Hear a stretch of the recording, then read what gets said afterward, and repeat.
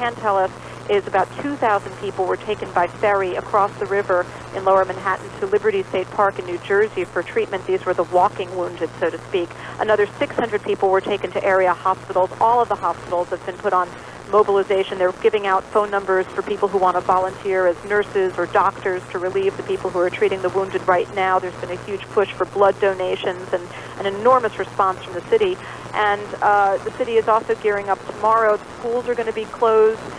Lower Manhattan, south of 14th Street, is all going to be closed. The stock market's going to be closed. The election's been called off. We were supposed to be voting today for mayor and other city officials. So the whole city is really dealing with a search and rescue operation right now. They've put off all investigations. The FBI's Assistant Director, Barry Long, is here, and he said that the investigation of why this happened is taking, or what happened exactly, is taking a back seat to the actual search and rescue, which has been hindered, I should add, by the collapse of more buildings. It's not just the two towers that went down. There's also another building in the World Trade Center complex that just collapsed, and some other surrounding buildings that were affected that are also collapsing. So it's tremendous danger right now in Lower Manhattan. They're saying they can't even get in there to rescue the injured or the dying, so they can't do an investigation. They don't even know if there was a bomb that brought these buildings down. They're not talking about that right now. All they'll say is they know that they were hit by 2 planes. Beth, where were you this morning? Well, I was awoken by my news director and told to get down to Lower Manhattan as soon as I could. And my apartment is in Greenwich Village, and I faced the World Trade Center. And when I walked outside, I saw 2 holes in the Twin Towers from the planes that had struck. I then ran down as soon as possible, and I tried to get to the scene and was pushed away by some police saying, "You can't get any closer, you can't get any closer." And all of a sudden, there was a boom like the sound of a subway. And one of the towers collapsed, and there was a whoosh of debris that was just heading east toward the East River, and thousands of people running and screaming as fast as they could up Lower Broadway. And it was like a scene out of a disaster movie. I just couldn't believe it. Everybody was screaming. There was panic everywhere. And people were coming out with soot all over their faces saying they had seen people jumping off of the Twin Towers. They'd seen people through the flames. It was an incredible scene. Beth, thank you very much. Thank you. NPR's Beth Furtick reporting from New York City.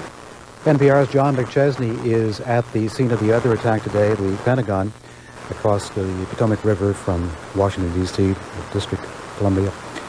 John, what's going on right there now? Well, no, I'm standing about 25 yards in front of the Pentagon, about 50 yards down from where the aircraft hit the Pentagon. I'm surrounded by hundreds of firemen. They've been fighting this fire now for 9 hours. It's mostly extinguished. The roof is crawling with firemen now. They've got 3 hook and ladders up here, and they're trying to punch through the roof and put out the rest of the fire. And some very weary-looking guys who've been fighting this fire for a long time from all over the D.C. area. There's fire departments here from Arlington, from D.C., plus rescue squads. So far, I have not seen anybody taken out this side of the building. If there have been any injured taken out, they were taken toward the core of the Pentagon, toward the inside. But right now, to my left, the old guard, which is made up of all the military branches of service, the guys who do the ceremonies at Arlington Cemetery and the guys who give tours of the Pentagon, are lined up for the very grim task soon of going inside and finding the dead and removing them. They're all wearing surgical masks. They all have litters and body bags. Does it seem as if there are enough rescue crews on the scene at the Pentagon? There are a lot of rescue crews here, and I've seen a number of the professional crews go in. It has been, I have to tell you, extremely chaotic here today. I came in here and actually was recruited to be on one of the litter crews. We were mobilized, I think, 4 times, lined up, given masks and rubber gloves, and each time we would line up, they decided they didn't want to send us in, which is probably very smart because this was a bunch of amateurs and not very well clothed for the effort. It's when you get this many different fire departments, many different rescue people, this many branches of the service all trying to do something like this, you realize how quickly unraveled things can come. It's very, very difficult for anybody to kind of command and control something this chaotic. What about inside the Pentagon itself, inside the military? A bit of confusion earlier. Do we know where Defense Secretary Donald Rumsfeld is, for example? I don't know where he is right now. I've seen him twice over here today,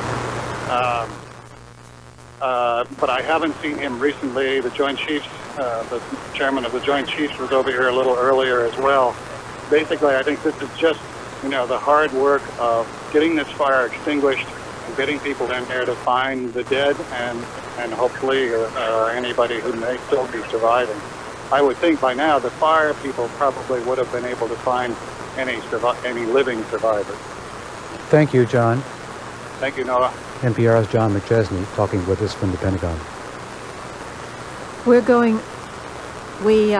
We can tell you where Donald Rumsfeld is. He is at the White House. He is apparently giving a briefing to reporters, and we will take you to that briefing just as soon as we possibly can. Mr. Rumsfeld is attempting to talk about what the kind of attack that occurred at the Pentagon and who is responsible for it. He has, for the picture that I can see on television, he is, there's a shield, and behind him, he appears to be at the Pentagon. Here's Defense Secretary Donald Rumsfeld. Kind enough to come down and has been with us. We've very recently had a discussion with the President of the United States. Chairman Hugh Shelton has just landed from Europe. Secretary of the Army, Tom White, who has a responsibility for incidents like this as executive agent for the Department of Defense, is also joining me. It's an indication that the United States government is functioning in the face of this terrible act against our country. I should add that the briefing here is taking place in the Pentagon. The Pentagon's functioning. It'll be in business